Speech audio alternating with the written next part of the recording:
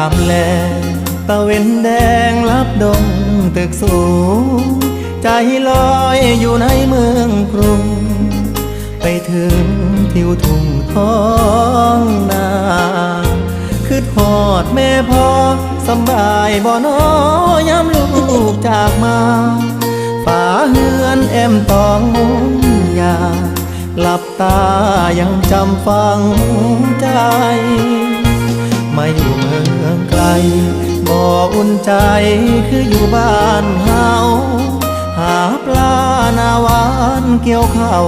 ของขึ้นเหล่าลาบขมต้มไก่หนาวหมอกจางจางไอดินกลิ่นฟางยังค้างในใจหอมเอ่ยหอมกลิ่นเข้ามาน้ำตาสิไหลย้ำคือทอดบ้าน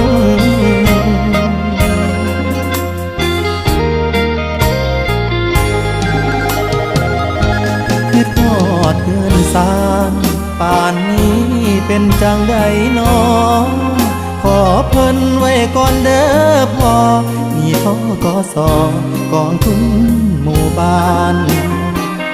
ยังหาบ่ได้